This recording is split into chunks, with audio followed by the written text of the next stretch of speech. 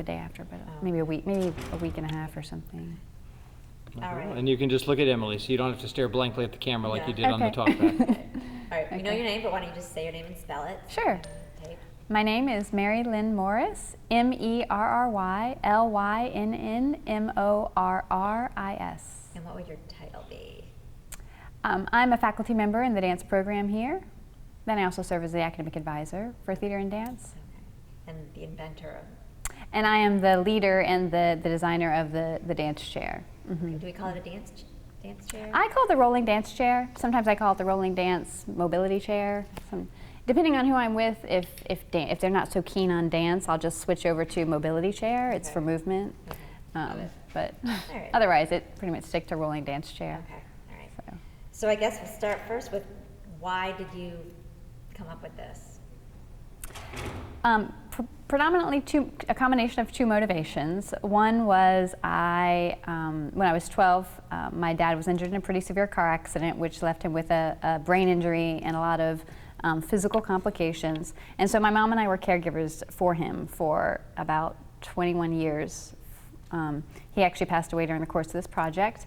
And that experience definitely informed my understanding and awareness of disability issues, as well as just basic need, these working with devices, working with chairs and the complexities of them and the things that didn't work and the things that seemed to did work. And my mom and I were constantly negotiating literally around these chairs with my dad's care.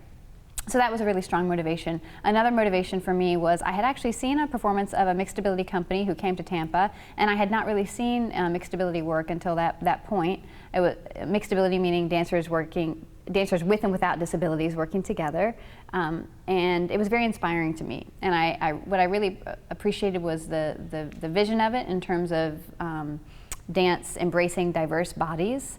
And the idea that that dance is just a creative art form which can move in so many different capacities.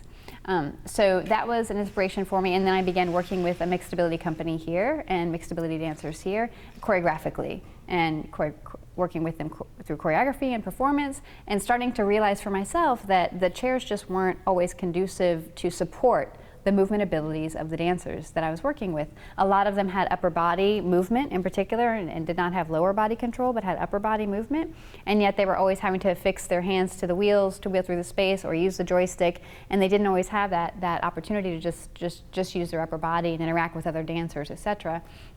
And also I found that sometimes the chairs would overwhelm the dancers. Sometimes the power chairs would be sort of overwhelming and you weren't really seeing the dancer as much as I would have liked. And so I was thinking about ways of diminishing the chair a little bit and finding ways of focusing on the dancer and allowing them and enabling them more capacities for movement expression, and just finding ways of how could this chair support that. So this has been a lot of work and a lot of thinking and rethinking. Yeah, absolutely. A lot of planning, a lot of it was a constant combination of looking at it from the sort of creative perspective in the dance realm, and looking at, well, what should this chair do in terms of performance, and then also looking at it from this kind of daily living perspective and accessibility issues in terms of space, and thinking about what is conducive for daily living and for social interaction. So most chairs. Some chairs do have height control, but most of them do not embody height control. And even just being able to have that person rise in the space and be at eye level with other individuals is so wonderful in terms of human communication, just basic interpersonal communication. And so this chair, certainly has height change, but also for dance, that enables other kinds of movement capacities because the dancer can now go up and down in the space as well. So I constantly was, from the design perspective, looking at the duality of the dance context, and then also looking at how this kind of spilled over and made sense in a daily living context as well. How do you think this will change the lives of the people that will benefit from this? Well, I hope that it offers new possibilities for movement, that it offers new possibilities for interactivity.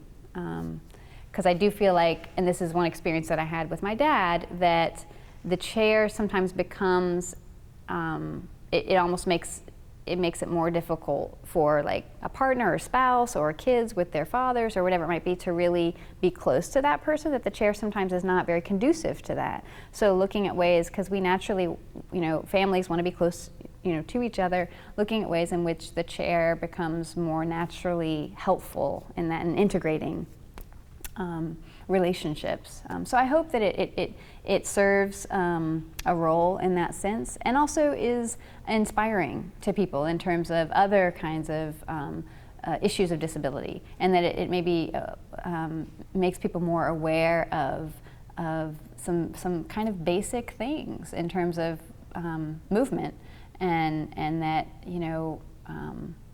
how impactful it is. That when you created a device, when you design something, that the trickle effect of that is significant in the lives of the person as well as the people that person interacts with. It's just very significant, and it affects everything. So, once someone's in a chair or they're using a device, their relationship to people, to everything changes, to their environment changes, and so it's a huge significant impact that sometimes I think people don't realize, and they just think, well, you can get from point A to point B, you can be mobile, but how are you mobile? How are you mobile? So in dance, we're always attending to the qualities of movement, right? How does that person get from here to here? That's what it makes all the difference of the how. How does something happen?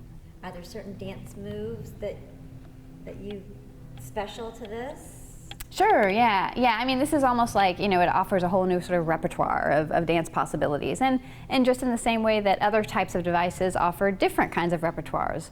But looking at ways in which you can expand the repertoire. That's what I'm looking at with this chair, is expanding it further. So yeah, with this chair, there's a lot more possibilities to just be moving in an omnidirectional manner, so forward, back, side, diagonal, so a lot more spatial access in terms of where the dancer can go and how they can go in the space.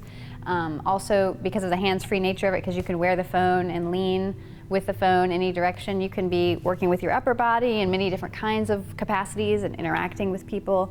And also, because the control is the phone, the dancer could actually be holding the phone, or another dancer off stage could be holding it. So it offers kind of an ultimate freedom in the sense that the person wouldn't even have, if they didn't want to, wouldn't even have to worry about controlling it at all. You could even program the chair to do certain things, or you could just choreograph it for it to do certain movements, and the dancer wouldn't even have to necessarily even concern themselves with the control aspect if you didn't want to do that. So it's so much more than just a motorized. Yeah, so it's not, so the difference, a power chair is controlled with a fixed joystick, so your control is stationary in one place in the space. So this control is mobile, it's wireless. And right now it responds to leaning. So when you lean the phone forward, the chair moves forward. When you lean the phone back, it moves back. When you lean it side, it moves side. When you want to rotate, you rotate the phone. So that if you wear it on your torso, you're basically doing these kinds of motions, and they can be very subtle.